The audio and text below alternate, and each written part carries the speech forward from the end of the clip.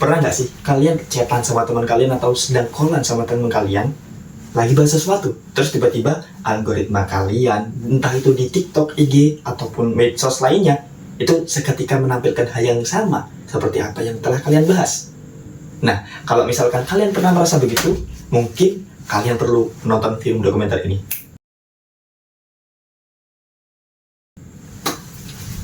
Nah, tapi di sini saya bukan ingin berpromosi tentang film ini, melainkan menampilkan beberapa kritik. Seperti biasa, selamat datang di Krimin, kritik dokumenter bersama Amin. Stay chill and mellow.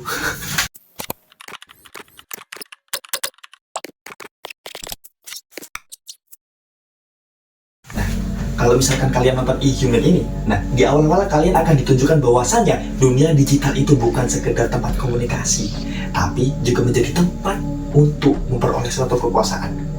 Nah, di sana data-data kalian itu bukan cuma dikumpulkan guys ternyata, tapi juga diarahkan, bahkan beberapa bisa diprediksi.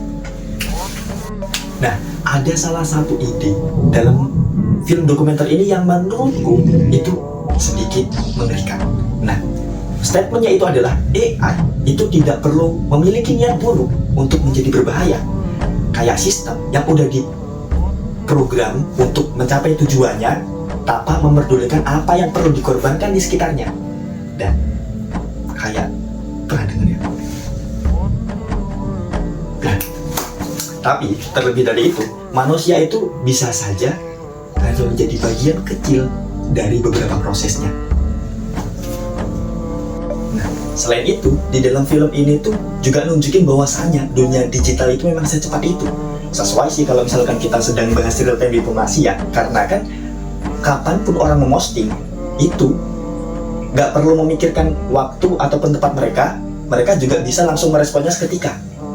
Tapi itu juga tentu saja tidak memikirkan resikonya, karena apapun yang terucapkan bisa selalu menjadi benar ketika itu diposting terlebih dahulu. Nah, satu lagi yang perlu disoroti, kalau misalkan kita nonton E-Human, itu mereka seakan-akan terlalu memperbesar kekhawatiran AI adalah sesuatu yang mengancam. Ya, kayak meme-meme yang sering kalian lihat di TikTok ataupun Instagram itulah. Tapi kan yang perlu kita garis bawahi juga, bahwasanya teknologi ini juga ngasih peluang kita untuk kolaborasi global nggak sih guys? Nah, kalau misalkan dikaitkan dengan materi cyber diplomasi, ini tuh bukan cuma tentang menjaga sistem itu sendiri, tapi tentang perilaku kita yang siapa sih yang sebenarnya memegang kendali.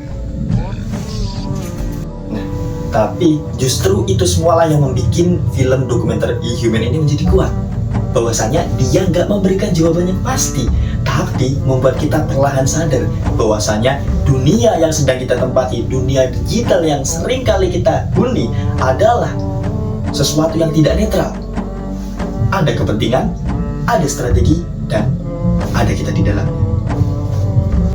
Dan pada akhirnya, yang perlu kita pertanyakan saat ini bukan tentang apakah teknologi ini berbahaya, melainkan apakah kita sudah cukup sadar saat menggunakannya. Saya Amin, ini Krimin. Kalau misalkan kalian ada pertanyaan, just komentarin. Assalamualaikum warahmatullahi wabarakatuh. Sampai jumpa.